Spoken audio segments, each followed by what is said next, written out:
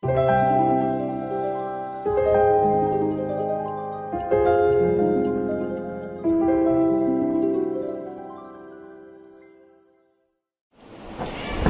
siècle, c'est l'église de Jérusalem. Elle est en croissance. La communauté répond aux besoins des plus démunis, et particulièrement des veuves, dont le statut est précaire à cette époque. On dépose de l'argent aux pieds des apôtres, et selon les Écritures, qui gèrent au mieux pour acheter de la nourriture. Mais voilà qu'il y a des murmures. Il semble qu'il y a des disparités. Et les apôtres ne peuvent pas tout gérer. Il y a des négligences. Alors ils se réunissent et ils trouvent une solution. C'est la mise en place des diacres pour cette gestion matérielle et humaine de la solidarité. Et selon les sages conseils des leaders spirituels de cette époque, voilà ce qu'ils vont dire. Il ne convient pas que nous nous délaissions la parole de Dieu pour le service des tables. Cherchez plutôt parmi vous, frères, 7 hommes de bonne réputation, remplis d'esprit et de sagesse, et nous les chargerons de cette fonction. Quant à nous, nous continuerons à assurer la prière et le service de la parole. Alors, au-delà de l'ecclésiologie, au-delà de la structure, de comment est structurée la communauté, ce passage souligne un fait important, c'est la primauté, l'importance du service de la parole dans le ministère. Et nous pouvons, en tant que ministère, laisser tomber pas mal de choses, déléguer pas mal d'activités, permettre à d'autres de se libérer dans ce qu'ils ont reçu, mais il y a un fait qu'il ne faut jamais oublier, c'est le ministère de la parole et de la prière. Et c'est avant tout ce que les ministères doivent faire, que ce soit le dimanche matin dans le sermon public, comme distillé dans les petits groupes ou d'une manière individuelle. Notre rôle qui nous est confié en tant que ministère dont c'est l'équipement de la communauté pour en faire des disciples, pour qu'ils soient capables à leur tour d'être des disciples et d'en faire d'autres. Ça, c'est notre objectif. Si nous devrions faire qu'une chose, ça serait cela. Aider la communauté, équiper la communauté pour que chacun devienne des disciples et que ces disciples puissent soient capables d'en faire d'autres. Il y a 15 jours de cela, Johan nous a partagé une priorité absolue. La priorité absolue, c'est que nous connaissions Dieu. Amen. Vous vous souvenez de ça? Vous n'avez pas oublié déjà? Eh bien, aujourd'hui, j'aimerais dire qu'il y a une mission absolue et universelle de l'Église, c'est de faire des disciples. C'est de faire des disciples. Pas de faire des réunions. Pas de faire des religieux, pas de faire des membres, de faire des disciples. Nous allons lire un texte dans Matthieu. Prenez avec moi Matthieu, chapitre 28, verset 16.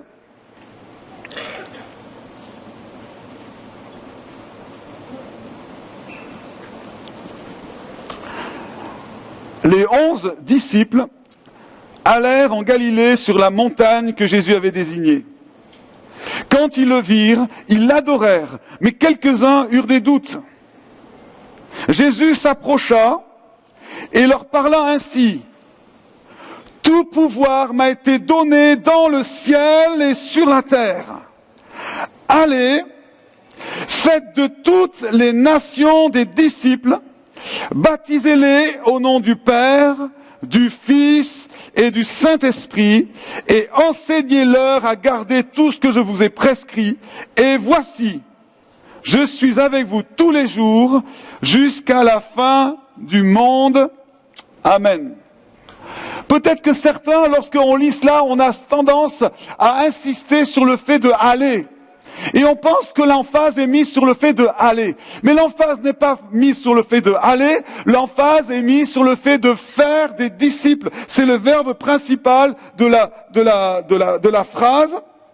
Et ça vient d'un mot qui, un verbe qui faire des disciples, qui vient d'un mot qui est disciple, mais littéralement disciple c'est apprenti, c'est élève, il y a cette idée de quelqu'un qui apprend. Et l'impératif, comme je l'ai dit, c'est pas de faire des religieux, des membres, mais c'est des gens qui fréquentent les réunions, mais des gens qui suivent le Christ, des gens qui marchent à la suite de Christ, des gens qui reconnaissent la seigneurie de Christ. Et ce processus de faire des disciples, il se fait en 3 phases, avec 3 verbes qui sont au participe présent. Et on les a mis en forme d'impératif, mais on devrait dire, on pourrait traduire, on pourrait rendre ce texte en disant « Faites des disciples en allant », sous-entendu vers toutes les nations, en les baptisant et en les enseignant. Donc 3 phases, qui est l'appel missionnaire de l'Église.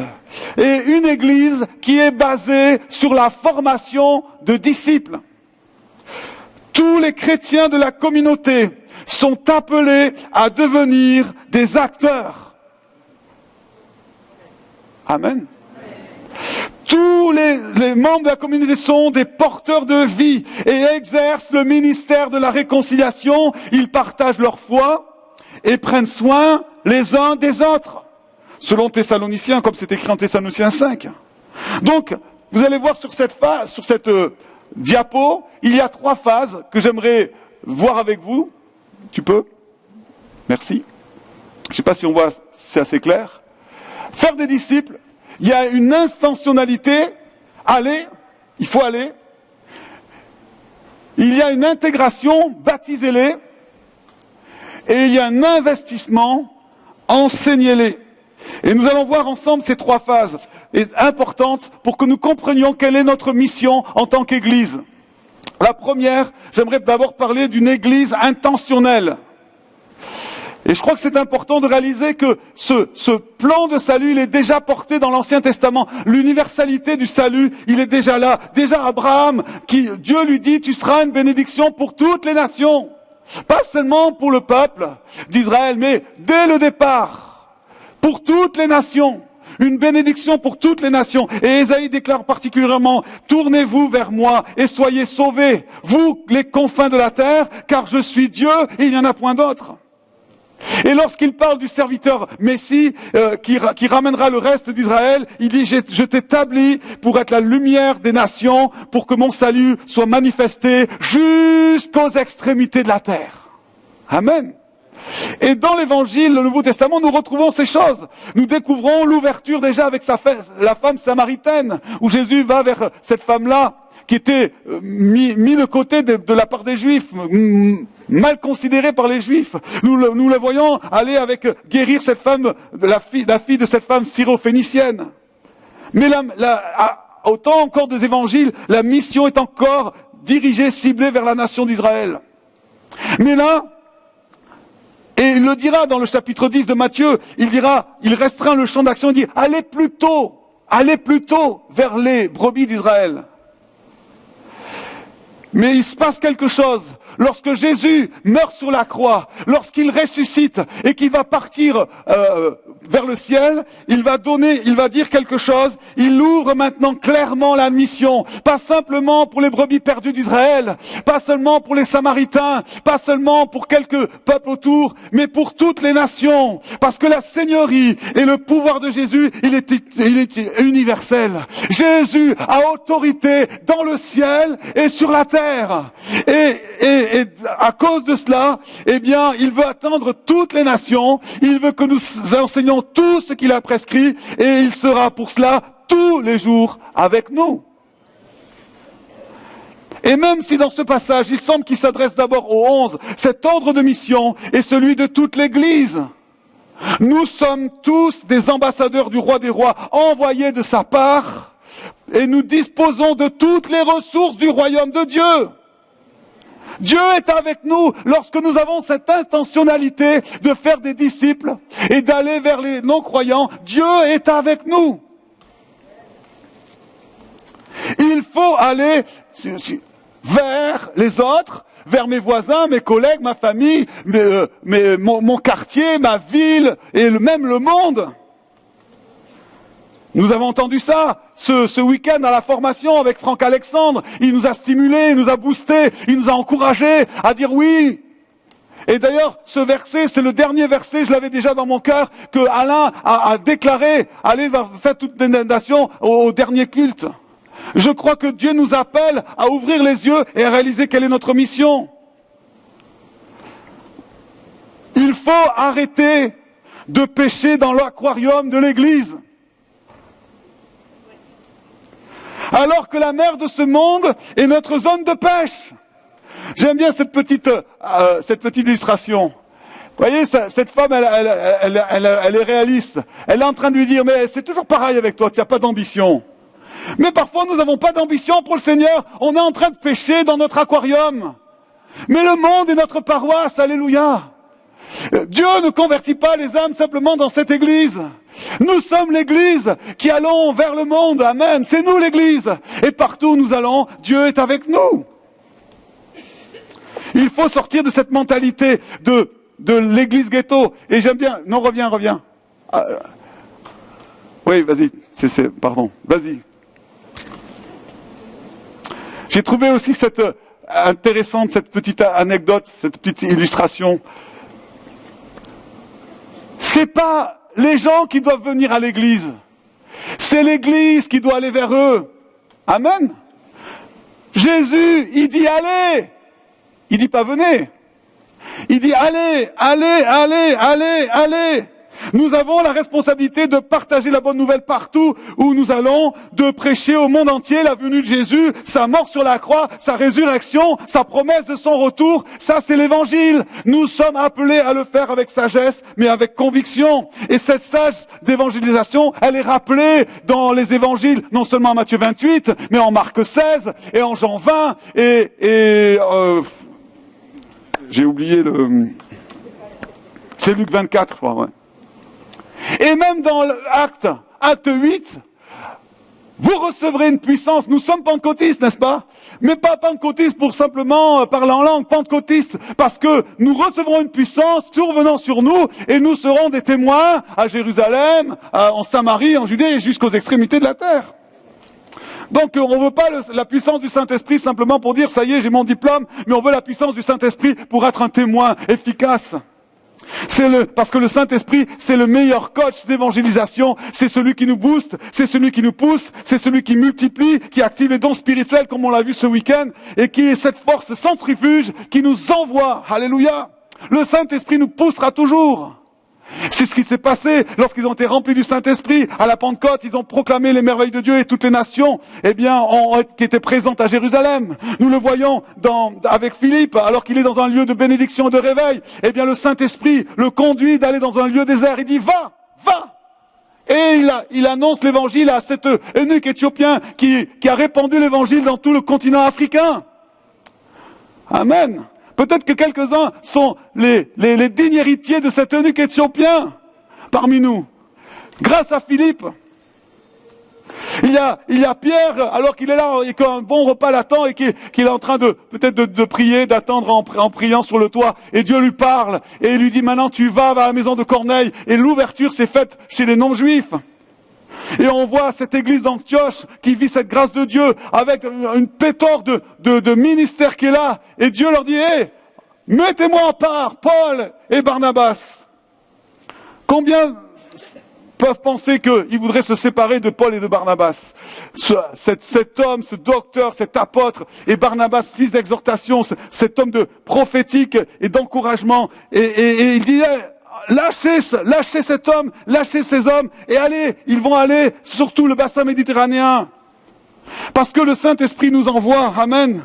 Alors arrêtons de dire aux gens, venez à l'église, mais on veut dire, église, sors de ton confort et va vers les gens.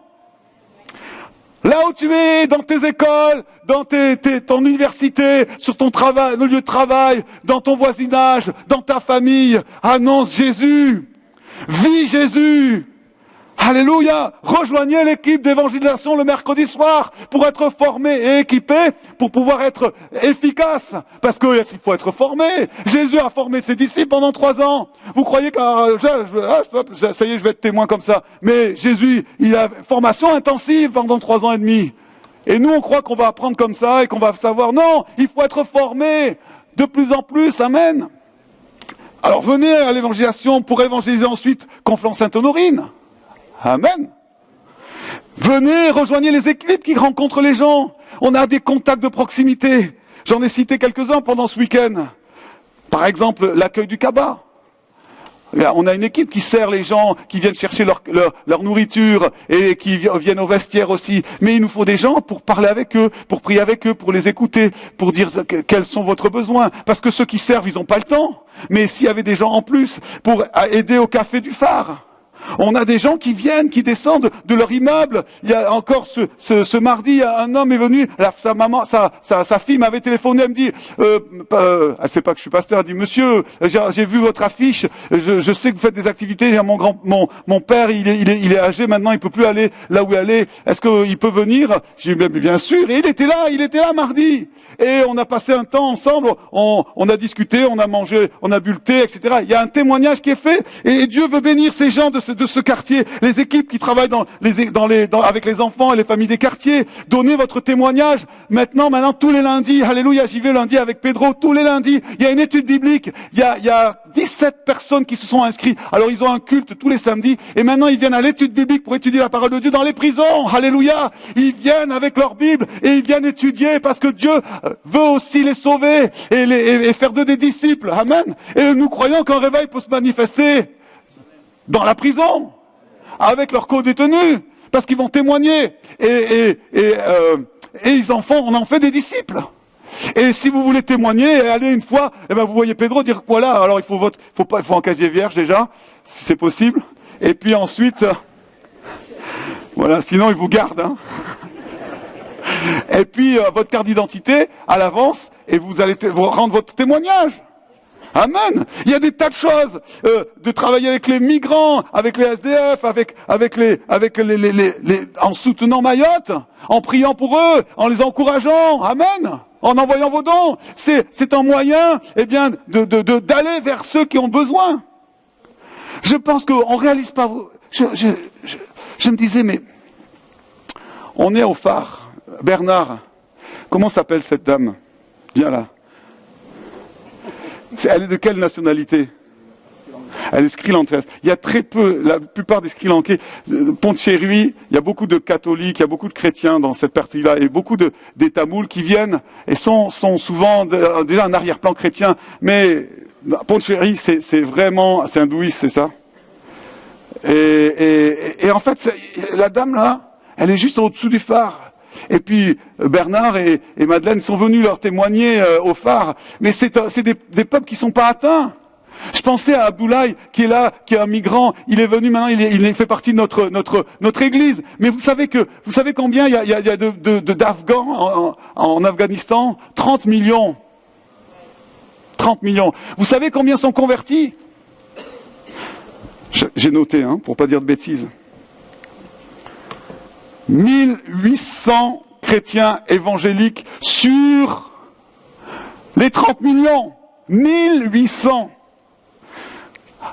Est-ce qu'on croit que Dieu veut bénir ces Afghans? On ne peut pas aller en Afghanistan dans l'humain, mais Dieu nous les envoie.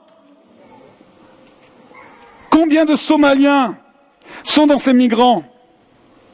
Et combien il y a de chrétiens? Il y a 135 000 chrétiens sur 20 millions de Somaliens. Et la plupart sont persécutés, on brûle leurs églises, on les jette en prison. Ils viennent ici, quelques-uns sont chrétiens, d'autres sont musulmans. Eh bien, Dieu nous les envoie. Sur 135 000 chrétiens, il y en a 20 000 évangéliques. Et nous sommes en contact avec eux. Dieu veut les sauver. Dieu veut sauver les Éthiopiens. Alléluia. Il y a un peuple non atteint, c'est les Soninké. Les Soninké du nord du Mali. Boubacar était Bambara. Beaucoup plus facilement. Mais les Soninké, c'est un peuple non atteint. Sur ces Maliens, il y a 1,6 million de Soninké au Mali, 300 000 au Sénégal. Et sur les 1,6 million de Maliens Soninké, combien sont évangéliques ou chrétiens? Les seuls, c'est ceux qui sont dans la zone du Sénégal. On en a dénommé 150. C'est-à-dire que c'est un des peuples les plus atteints. Et vous savez quoi? Nous avons un Soninké qui prend les cours de français. Là, et il est venu manger le thé et les crêpes chez Marie-Elisabeth. Il est venu à notre soirée. Il nous a aidés cette semaine à faire les travaux parce qu'il voudrait être plombier. Alors il a voulu voir. J'ai dit, ben viens. Et il était avec des chrétiens toute la semaine. Nous croyons que si cet homme se convertit, nous croyons que si le Seigneur touche son cœur, c'est un missionnaire pour tout son peuple. Il y aura le premier Malien Soninké chrétien. Alléluia! Mais ça ne marche que si on prend conscience que nous devons aller vers ceux qui ne le connaissent pas et que nous puissions prier pour que cette mission se mette en route. Je vous dis ça pour vous encourager, parce que c'est la mission vraiment de l'Église. Et il nous faut piller le ciel l'enfer pour peupler le ciel. Alors, oui, on a 2 cultes maintenant, mais il faut les remplir. Amen pour 2 cultes. Mais il n'y est pas encore plein. Et cet après-midi, est-ce qu'il sera plein? Mais pour les remplir, il ne faut pas les emmener à l'église pour qu'ils se convertissent. Il faut que vous alliez, que vous témoigniez et ils vont venir, ils seront déjà convertis. Amen. Eh oui. Et puis, il faut aller dans ce projet d'implantation pour prier. Et puis, il faut aller dans toutes les activités que nous avons, pour croire que Dieu va bénir notre pays. Alléluia. Deuxième phase, c'est l'église inclusive. Alors, le mot d'ordre, c'était aller. Le deuxième, c'est baptiser. Baptiser, ça m'a toujours étonné. Pourquoi, dans ce grand commandement de faire des disciples, qui est prise entre le fait d'aller, d'évangéliser, et le fait d'enseigner, de former, il y a la notion de baptiser. Pourquoi le baptême, par lui-même, c'est comme une phase de le faire des disciples? Parce que, pourquoi donner tant d'impact, de force à la notion de baptême? Est-ce que ça serait un hasard que Jésus a inclus ça dans le grand commandement de faire des disciples? Moi, je crois que le baptême est un acte d'engagement. Mais pas seulement. C'est aussi un signe d'intégration, comme le faisait autrefois la circoncision. Lorsqu'on était circoncis, c'était le signe qu'on appartenait au peuple d'Israël. Eh bien, le baptême, c'est la même chose. C'est un signe, d'intégration. Il symbolise la communion, l'identification au corps. Comme il est écrit dans Actes 2, 27, le Seigneur ajoutait à intégrer à l'Église ceux qui étaient sauvés. Et se faisait par les baptêmes. On n'est pas seulement appelé à croire, mais on est aussi appelé à appartenir. On fait partie d'une famille, on fait partie d'un peuple, de la famille de Christ. On est membre de son corps. Le baptême, c'est pas seulement un signe de salut où je suis mort à ma vie passée et je ressuscite pour la vie nouvelle. Le baptême, c'est aussi un symbole d'appartenance, de communion, d'intégration, d'union à l'Église, à Christ et au corps. Ça visualise cette incorporation de la personne dans le corps de Christ. Lorsque quelqu'un se fait baptiser, comme nous avons eu des baptêmes, dimanche dernier, c'est comme si nous disions, à ces gens, bienvenue dans la famille. Maintenant, cette personne est des nôtres. Et nous affirmons aussi à ces nouveaux croyants, est-ce que les nouveaux baptisés sont là? Levez la main, s'il vous plaît. Ceux qui n'étaient pas là au baptême, levez-vous, montrez-vous. Ils sont au milieu de nous. Levez-vous. On veut vous voir parce qu'il y en a qui ne vous connaissent pas. 1, 2, 3, 4, 5. 5 parmi les 7. Il y en a d'autres qui seront peut-être au deuxième culte. Ces personnes qui sont là, nous leur disons, lorsqu'ils se baptisent, simplement, c'est pas seulement un engagement avec Christ, mais c'est aussi un engagement à faire partie de cette famille. Et nous les intégrons et nous engageons aussi à prendre soin d'eux. Pas seulement le pasteur, pas seulement les responsables de cellules, mais chacun d'entre nous, nous sommes appelés à prendre soin d'eux comme ils sont aussi engagés à prendre soin de leurs frères et sœurs. Merci beaucoup. Vous pouvez vous asseoir. On peut les applaudir.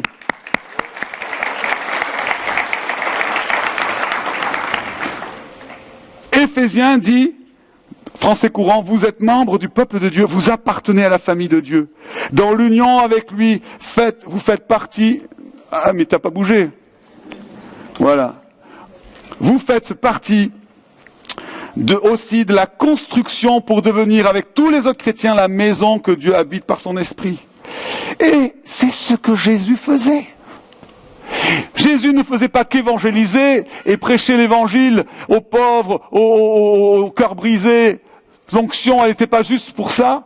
Mais Jésus, il prenait ses disciples. Il les prenait avec lui. Et ça, c'est toute la différence avec les rabbis de l'époque, avec les enseignants de l'époque. À l'époque, on allait voir un enseignant, on se mettait au pied de l'enseignant, on écoutait son enseignement. Les gens venaient. Avec Jésus, c'est Jésus qui prend l'initiative d'aller et dit, toi, viens, suis-moi. Toi, viens, suis-moi. Et avant de les engager dans une activité, il prend du temps avec eux. C'est Marc qui dit, il établit en établit 12 pour les avoir avec lui. Et pour l'envoyer prêcher avec le pouvoir de chasser les démons. Avant de les envoyer, il les prend avec lui. Il a une relation avec eux, ils partagent leurs biens, ils voyagent ensemble, ils assistent à un mariage ensemble, ils mangent ensemble, et même Jésus fait la cuisine, il fait le poisson grillé, là. Bon, s'il était ici, peut-être, eh bien, il ferait le poulet grillé, le barbecue, mais il est là, il prie avec eux, il souffre avec eux, il se réjouit avec eux, et pour nous, c'est la même chose. Pour devenir disciple, ça implique de grandir dans les relations, dans la communion fraternelle. Il est impossible de devenir disciple tout seul. Vous avez déjà vu les disciples tout seuls? Ou vous avez vu ça dans le Nouveau Testament? Ils sont toujours en groupe. Le fer aiguise le fer. Ils sont là et ils s'encouragent. Ils font des bêtises parfois ensemble. Mais ils progressent parce que Jésus est avec eux. Il prend du temps avec eux et nous devons prendre du temps avec les nouveaux aussi pour les entourer. C'est ce que dit Romains. Par amour fraternel, que l'amour soit sans hypocrisie, par amour fraternel, ailé de l'affection les uns avec les autres, par honneur, usé de prévenance réciproque, subvenez aux besoins des saints, tâchez d'exercer l'hospitalité, réjouissez-vous avec ceux qui se réjouissent, pleurez avec ceux qui pleurent, ayez les mêmes sentiments avec les uns avec les autres. Et puis il y a toutes c'est écrit, hein, vous avez qu'à lire Romains. Ça veut dire que la communion fraternelle, les relations dans l'Église, ça devrait faire partie du programme de l'Église. Comme la prière, comme la louange, eh bien on devait avoir communion fraternelle. Ah, c'est pas spirituel. Quoi, c'est pas spirituel? La première église, ils persévéraient dans l'enseignement des apôtres, ils persévéraient dans la prière, ils persévéraient dans la communion fraternelle. Ça veut dire que dans la communion fraternelle, il y a quelque chose que nous pouvons vivre, que nous pouvons progresser. Et la question que je me dis, dans une grande église comme la nôtre, est-ce que nous nous connaissons? Est-ce que nous nous serrons? On se serre la main. Moi, des fois, je suis là, et plus ça va, je me dis, mais Seigneur, mais comment je peux faire? Je salue les gens, je dis bonjour. Alors, ah oui, je sais que Boubacar, il avait un don particulier pour connaître tous les prénoms, parce que les dates de naissance et tout. Non, mais on se connaît pas. C'est qui? Mais comment on peut se connaître? Comment on peut connaître bien 500, 600 personnes? Mais Dieu nous appelle à se connaître. Comment on peut partager, s'encourager si on ne se connaît pas? D'où l'importance des groupes de maison. D'où l'importance de parler entre nous et pas de s'enfuir après l'église, mais de pouvoir partager un temps. D'où l'importance de faire des activités ensemble, comme les jeunes, les duos, les solos, les femmes, les hommes, les aînés, le groupe de marche, les agapes. Il y a tellement de choses qu'on peut faire ensemble. Et puis on peut aussi s'inviter. Prendre la décision d'inviter un autre chrétien pour connaître son témoignage, pour s'édifier, pas pour blablater, pas pour raconter des bêtises, mais pour s'encourager, pour se connaître, pour s'édifier, alléluia, parce que ça c'est un commandement, ce que Dieu nous dit. Et on l'a lu dans Romains 12, tâchez d'exercer l'hospitalité. Ah! Et il dit à Hébreux, n'oubliez pas l'hospitalité, quand en l'exerçant quelques-uns, à leur insu, ont logé des anges. Et Pierre, il va encore plus loin, hein. Il dit, exercez comme un ordre l'hospitalité envers les uns envers les autres, sans murmurer. Bon, si j'étais gonflé, je dirais, quand est-ce que tu m'invites, toi? Non, pas tous à la fois. Mais il y a des gens qui n'ont jamais reçu un seul chrétien chez eux. Alors c'est vrai que les premiers chrétiens mangeaient ensemble, ils faisaient ensemble, il y avait tout un contexte, mais en fait on devrait se comporter comme une vraie famille. Et se connaître, se réjouir, prier ensemble, ça fait partie de la mission de faire des disciples. Allez, baptiser, c'est-à-dire intégrer, ayez ces relations, et ensuite enseignez-leur tout ce que je vous ai prescrit. C'est la troisième phase. Enseigner, c'est former, c'est équiper, c'est l'élément le plus important dans le disciplat. Parce qu'il ne suffit pas de prêcher l'évangile et de réunir les gens. Il faut aussi les équiper pour qu'ils soient disciples et soient capables à leur tour de faire d'autres disciples. C'est le but des ministères, je l'ai dit en introduction. Il est dit, Dieu a donné les uns comme évangélistes, pasteurs, prophètes, docteurs, etc. pour le perfectionnement des saints.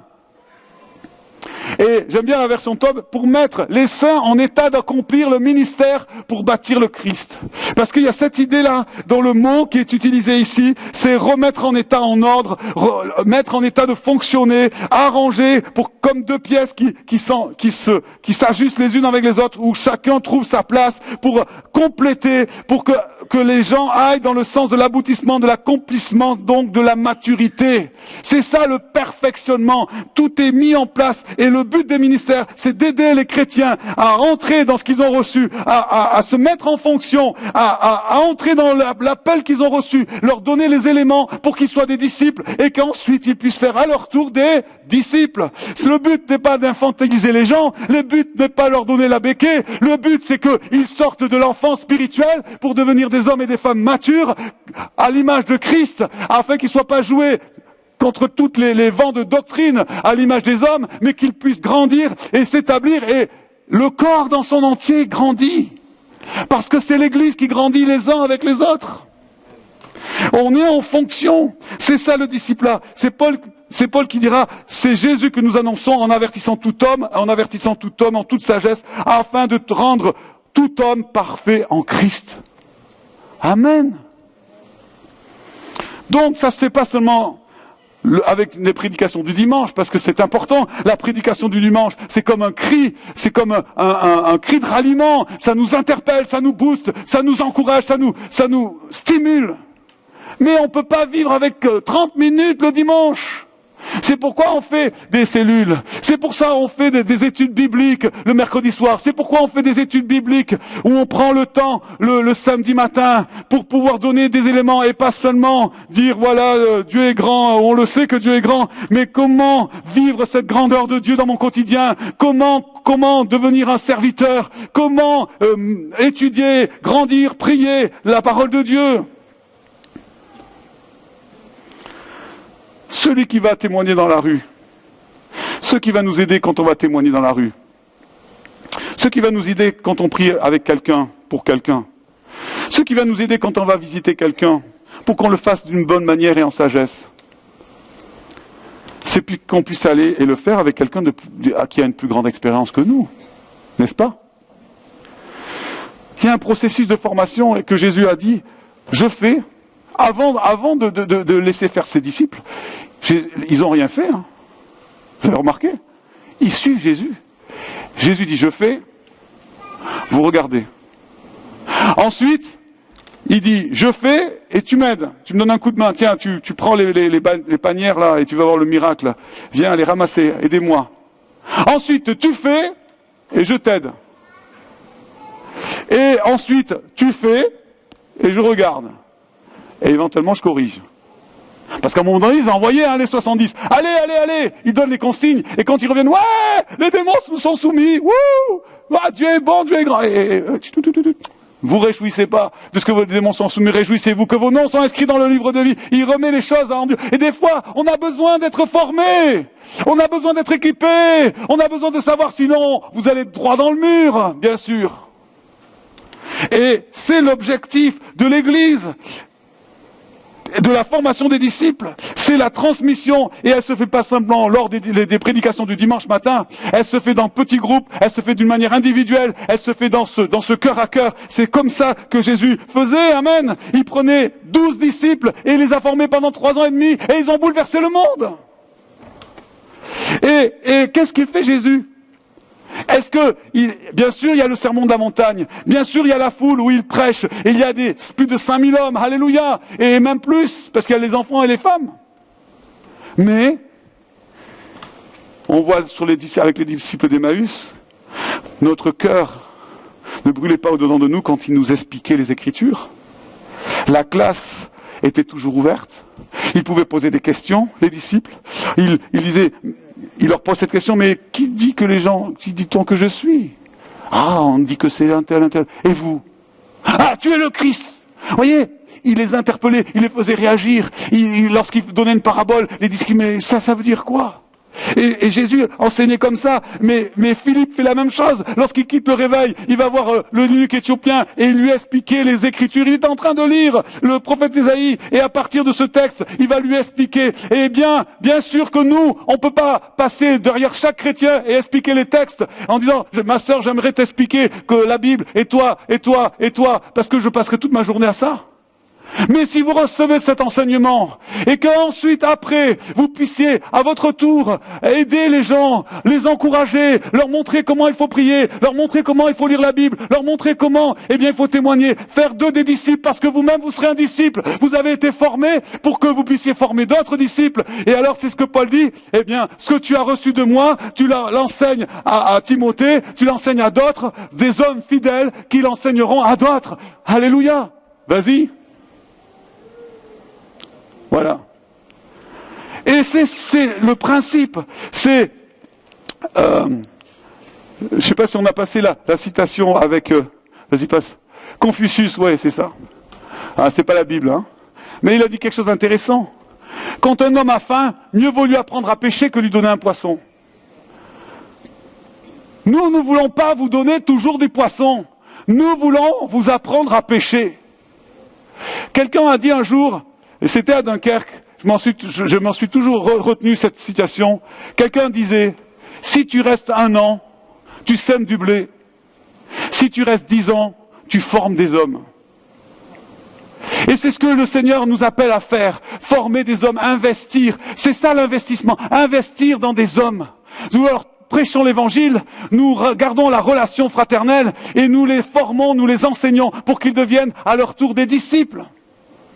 Et c'est l'objectif de l'Église. C'est ce que Paul a fait. Paul, il a eu des collaborateurs et à un moment donné, il va dire à Timothée, mais toi, tu as suivi de près mon enseignement, mais aussi ma conduite, mes résolutions, ma foi, ma souffrance, mon amour, ma persévérance, mes persécutions. Il vivait avec lui. Et Paul, il a enseigné pas seulement le dimanche matin, mais il a enseigné dans le quotidien de la vie. Et pour ça, il faut qu'on soit plus en relation les uns avec les autres. Je peux pas être en relation avec 500 personnes, mais je peux être en relation avec quelques-uns où j'investis et ces autres, ils vont investir avec d'autres et c'est comme ça que ça se passe. Vas-y, montre le schéma. Merci. Vas-y encore. Paul, il enseigne à Timothée, qu'il enseigne à des hommes fidèles, qu'il enseigne à d'autres et de cette église. Si 500 personnes ici font un disciple par année, l'année prochaine, on sera 1000. L'année prochaine, l'année suivante, on sera 2000. L'année encore suivante, on sera 4000. Et vous allez voir comment c'est exponentiel. Parce que c'est l'objectif de l'Église. Alors, je vais conclure. Qu'on puisse décider d'être une Église intentionnelle. Une Église qui va vers les autres pour annoncer la bonne nouvelle. Une Église qui soit inclusive et qui accueille et qui intègre, qui vibre au niveau de la fraternité. On a besoin de faire des progrès à ce niveau-là, n'est-ce pas? Et aussi une Église qui s'investit, pas seulement dans du matériel ou des programmes, mais dans des personnes qui forment, qui mandatent, qui envoient, qui libèrent des hommes. Je vais terminer. J'ai commencé par l'histoire de l'Église en parlant de Acte 6. J'aimerais vous parler de ce qui s'est passé dans l'histoire de l'Église. C'est pas dans la Bible, mais c'est Eusèbe, l'historien, et je lisais cette histoire ecclésiastique des premiers siècles. Cet auteur chrétien raconte l'histoire. Il est au IIe siècle et il raconte l'histoire là qui a eu lieu en 177 après Jésus-Christ. Et il raconte cette histoire. C'est 130 ans après les Actes des Apôtres. 130 ans seulement. Et l'évangile est venu jusqu'en Gaule, dans notre pays. C'est un pan de notre histoire. Et là, il y a des chrétiens à Vienne et à Lyon. Et dans cette ville, il y a une persécution. Dans ces villes, il y a une persécution. Les chrétiens sont maltraités, ils sont hués, ils sont jetés en prison sans jugement. On les torture avant de les juger. Et Eusèbe raconte cette histoire, certainement c'est une lettre qui a été écrite par Irénée à cette époque, et pour les encourager. Et il raconte en même temps l'histoire de ces hommes et de ces femmes. Il y a parmi eux Sanctus, le diacre de Vienne, il y a Marturus, il y a Atalane, il y a une petite esclave aussi qui s'appelle Blandine. Son nom est resté dans l'histoire. Cette jeune fille, elle a étonné ses bourreaux parce que cette jeune fille, elle a supporté des journées entières des tortures. Et elle résistait, et chaque fois elle reprenait courage, elle disait « Je suis chrétienne, et les chrétiens ne commettent aucun crime. Je suis chrétienne, et les chrétiens ne commettent aucun crime. » Et Sanctus, c'est pareil, il disait, eh bien, quand on lui disait « Quel est ton nom ?» il dit « Je suis chrétien, je suis chrétien. » Alors on lui a appliqué des plaques rougies, son corps n'était plus qu'une contusion, et malgré ça, il se tenait debout. Et pendant plusieurs jours, on les a torturés. Et finalement, on les a mis dans les arènes. Et on a organisé des jeux. Les gens venaient pour s'amuser, voir le spectacle de ces chrétiens qu'on torturait, qu'on livrait aux bêtes. On a mis Sanctus, on a mis d'autres, on les a jetés. D'abord, on les a fait passer, parce que c'est l'histoire qui nous le raconte, par deux rangées d'hommes où on les fouettait jusqu'au sang. Et ensuite, on les livrait aux bêtes, et les bêtes les déchiraient. Et alors, on avait mis Blandine à un poteau comme une croix. Elle était là, et les bêtes l'ont pas touchée. Alors, on l'a remis en prison, et les jeux ont continué. Et à la fin, on l'a dit maintenant, il faut l'achever. On l'a mis, et on l'a torturé avec un jeune qui avait 15 ans qui s'appelait Ponticus. Et on les a livrés aux martyrs. Les gens, ils huaient, ouais, vous voyez le spectacle horrible. Et comme finalement elle résistait et elle n'abjurait pas sa foi, ils ont fini par le mettre dans un filet, ils ont fait venir un taureau, c'est l'image qu'on voit, et plusieurs fois elle a été jetée en l'air, mais elle était toujours vivante. Alors finalement, jusqu'au bout elle a résisté. Jusqu'au bout, elle a dit « Je suis chrétienne » et les chrétiennes ne commettent aucun crime. Et là, pourquoi je dis ces récits horribles? Ça pas pour vous émouvoir, mais pour réaliser que le christianisme dans notre pays de France, de notre nation, a commencé dans les douleurs des martyrs. Et il a commencé avec des hommes et des femmes, des jeunes gens, des jeunes filles comme Blandine et comme Ponticus, qui ont eu le courage de rester et de résister et de ne pas renier leur foi. Alors c'est vrai qu'aujourd'hui, en notre pays, il n'est pas parfait. C'est vrai qu'il y a des pressions, eh bien, parfois des moqueries sur les chrétiens. On parle de christianophobie. On parle de gens qui se moquent des philosophies séculières, relativistes, tout ce que vous voulez, et on remet en cause notre foi. C'est vrai, mais on a quand même la liberté aujourd'hui de partager notre foi, de vivre notre foi, d'exprimer notre foi avec une grande liberté, même s'il y a une pression parfois qui est là. Et je me pose cette question, est-ce que nous aurions le courage, le même courage que Blandine et Ponticus? Alors oui, c'est vrai, lorsqu'il y a eu les attentats, eh bien, des gens ont dit, pour s'identifier, on dit, je suis Charlie. Et alors après quelques temps, j'ai vu sur le Facebook, il y a des gens qui ont mis, mais moi je suis chrétien, ils l'ont mis sur fond noir et lettres blanches. Et c'est déjà courageux de le dire. Mais ça ne nous engage pas beaucoup quand même. Mais je crois que Dieu nous appelle à plus. que simplement on dit mettre sur Facebook je suis chrétien. Il nous appelle à être des témoins, des disciples de Christ. Il nous appelle à sortir de notre boisseau et d'aller vers nos amis, nos familles, nos collègues et d'oser dire avec sagesse, mais aussi avec conviction que nous avons la foi dans le Christ, que Jésus-Christ a changé ma vie et qu'il peut changer aussi la tienne. De prendre soin de ces nouveaux qui viendront, de les entourer, de les accueillir, et quel que soit leur arrière-plan, quel que soit ce qu'ils ont pu faire, parce que nous croyons à la rédemption, nous croyons à la restauration d'hommes et de femmes. Mais surtout, que nous soyons capables de transmettre cet enseignement aux autres, à nos enfants en priorité, aux nouveaux qui viendront, de leur dire comment faire pour devenir un disciple. Parce que c'est pas seulement le rôle du pasteur, mais c'est le rôle de tout chrétien ici. Il faut arrêter de rester des bébés dans la foi et de dire au pasteur, viens, nourris-moi, bénis-moi, fais-moi du bien. J'ai été béni aujourd'hui, quel culte formidable. Alléluia, c'est bien qu'on en ait la présence de Dieu. Mais Dieu, il dit maintenant, ce que tu as reçu, tu le donnes. Alléluia, tu as soif, tu viens à des fleuves d'eau vive, il coule de ton sein. Alléluia, il se répand partout. Alléluia. Dieu nous appelle et Dieu appelle cette église à être une lumière pour cette région de Cergy-Pontoise. C'est marrant, j'entends pas d'amen. J'aimerais simplement prier ce matin.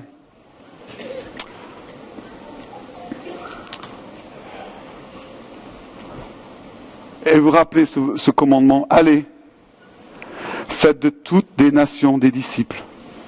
Baptisez-les au nom du Père, du Fils et du Saint-Esprit, et enseignez-leur à garder tout ce que je vous ai prescrit. Et voici, je suis avec vous tous les jours, jusqu'à la fin du monde. Prions. Seigneur, nous te remercions, parce que nous savons que tu seras toujours avec nous, lorsque nous avons cette démarche d'aller vers ceux qui ne te connaissent pas. Lorsque nous avons cette démarche de faire de toutes les nations des disciples, tu seras avec nous, tu nous assures de ta présence, et Seigneur, tu confirmes ta parole par des signes et des prodiges. Seigneur, je crois en ta parole. Seigneur, je déclare cette parole, elle est la vérité. Seigneur, et je prie pour cette communauté, Seigneur, pour qu'elle soit non seulement envoyés, mandatés, équipés pour se répandre partout dans cette région, là où tu les envoies, Seigneur, dans leur quartier, dans leur famille, dans leur bureau, Seigneur, dans leur usine, Seigneur, partout là où ils sont, qu'ils soient ces témoins fidèles. Seigneur, équipe-les, encourage-les et que ta présence les anime au nom de Jésus. Que Dieu vous bénisse. Amen. Voilà, que Dieu vous bénisse et bon retour. On vous attend pour le temps de prière et d'intercession à 12h30.